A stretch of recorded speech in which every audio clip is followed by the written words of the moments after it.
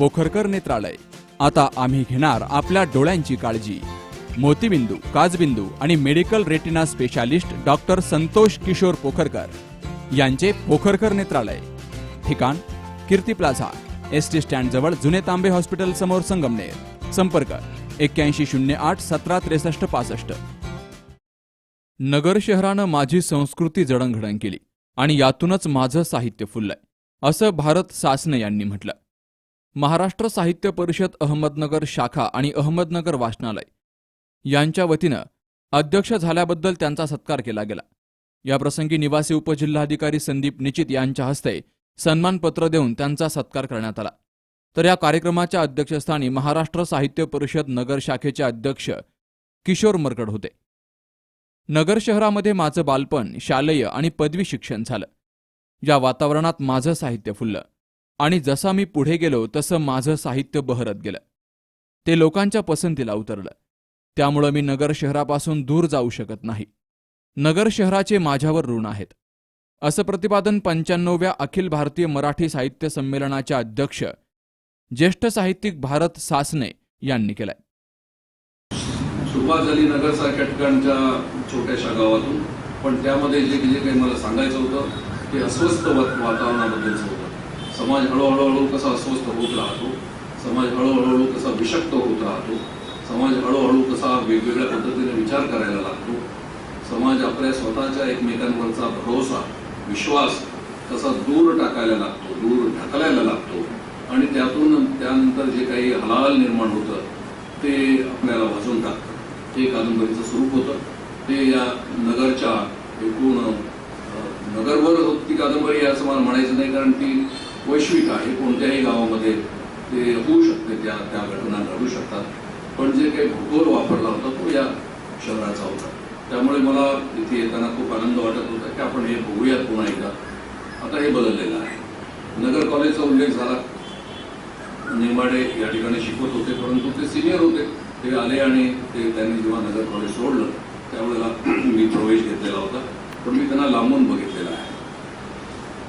हा जो नगर कॉलेजने काय दिलं मला इत्यादी बाबत आता इथे या वृत्तात असलेल्या आहेत. त्यांनी जेव्हा माझी मुलाखत घेतली त्या मुलाखतीमध्ये मी नगर शहराने मला काय दिलं याच्याबद्दल मी सविस्तर सांगितलेलं आहे. ते जे काही ऋणं असतील, त्या संस्कार असतील, त्यावेळेला सापडलेले मित्र असतील आणि ती जी काही चर्चा असेल, तर त्या संदर्भामध्ये मी बरंच काही बोललेलो आहे.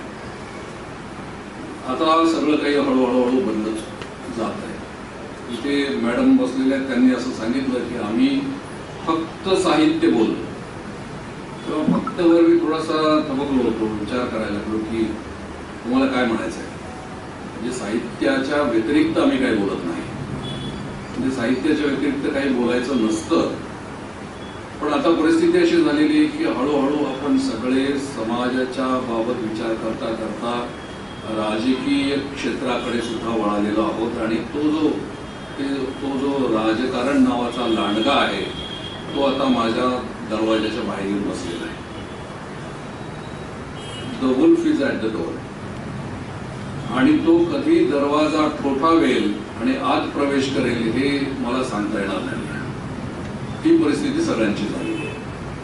तेव्हा घरात उंबरठ्याच्या बाहेर राजकारण, गावात राजकारण, शहरात राजकारण, आमच्या विचारात आणि मेंदूमध्ये राजकारण, हे हळूहळू जे सगळं पसरलेलं आहे.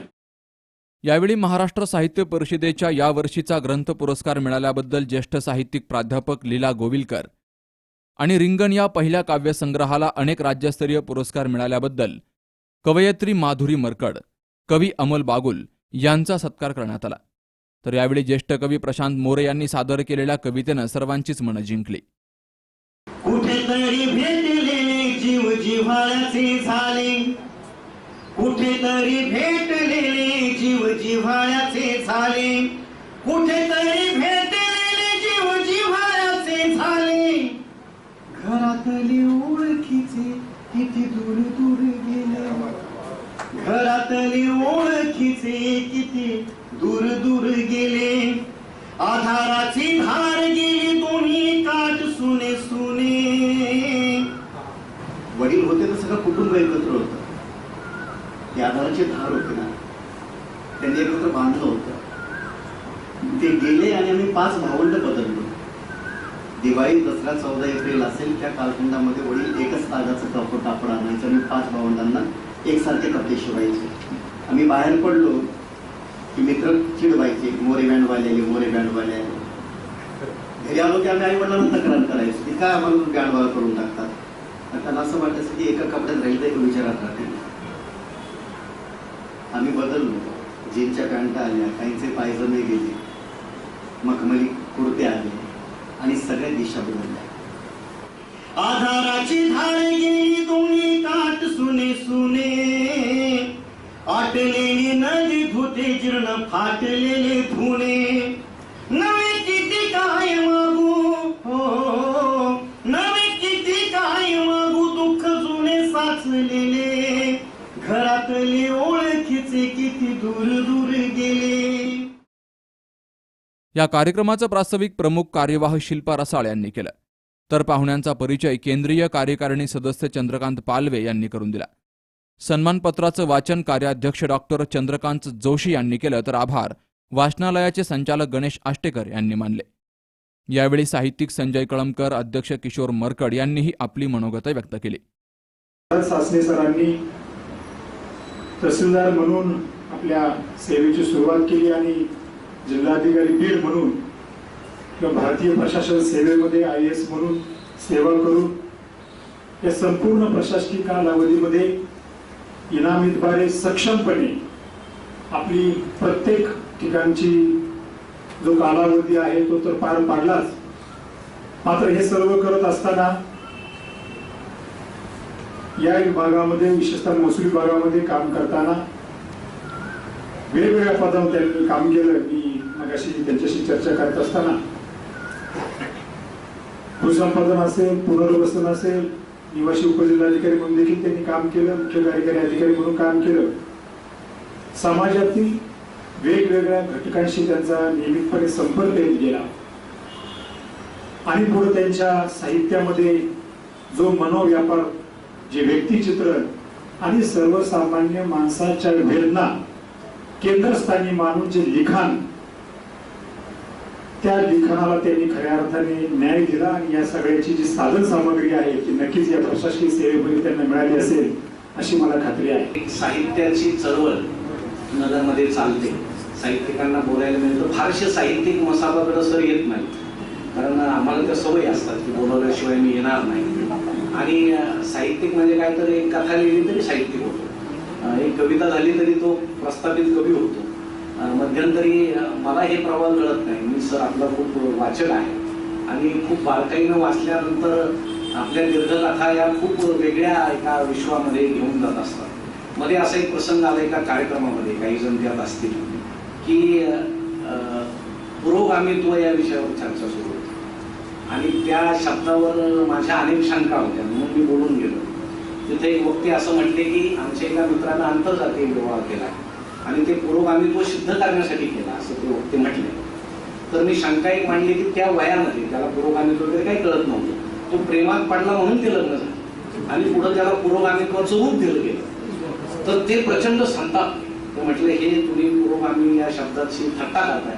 तर म्हटलं तसं नाही, जे आहे ते आपण, जसं सासने सर म्हणतात साहित्यानं सत्याच्या जवळ जावं, तर सत्यच बोलावं. परंतु ते होत नाही. पुस्तकात प्रचंड सत्य असतं, प्रत्यक्ष लेखक सत्य वागेलच याचा भरोसा नसतो. म्हणून माझं स्पष्ट मत आहे की वाचकांनी साहित्याशी मैत्री करावी, साहित्यिकाशी बहुतेक टाळावी, कारण त्याला खूप वेगळा अनुभव येऊ शकतो. साहित्यिक नाही असं मी म्हणणार नाही, कारण जसं मी कळतो तसं कविता लिहितो. फक्त खूप काही गाजवत नाही, कारण शेवटी व्यवसाय पाहायचा आणि सगळं पाहिजे, सगळ्या गोष्टी होत नाही. आणि त्या निमित्ताने मी आता एक ठरवलं की आहे जोपर्यंत काळ तोपर्यंत माणसं जोडायची, चांगली साहित्यिक नगरकरांपुढे आणायची. आणि मी खरं मी आज भाग्यवान समजतो की मी आल्यानंतर मला दुसऱ्याच महिन्यात आज सासने साहेब यांच्यासारखं एक नामवंत साहित्यिक आज त्यांचं दर्शन झालं. मी मनापासून स्वतःला खूप भाग्यवान समजतो. खरं म्हणजे माझी हीच अपेक्षा होती की आपण साहित्यिकांना सगळ्यांच्या समोर आणावं. पण साहेब झालं काय, साहित्यिक यायला तयार आहे पण समोरच कुणी नसल्यामुळे, रसिक नाही, वाचक भरपूर आहे पण रसिक नसल्यामुळे दुर्दैवाने आम्हाला काही कार्यक्रम आम्ही घेत नाही. म्हणजे झूमच्या माध्यमातून आम्ही कोविडच्या काळात खूप सुंदर सुंदर कार्यक्रम घेतले.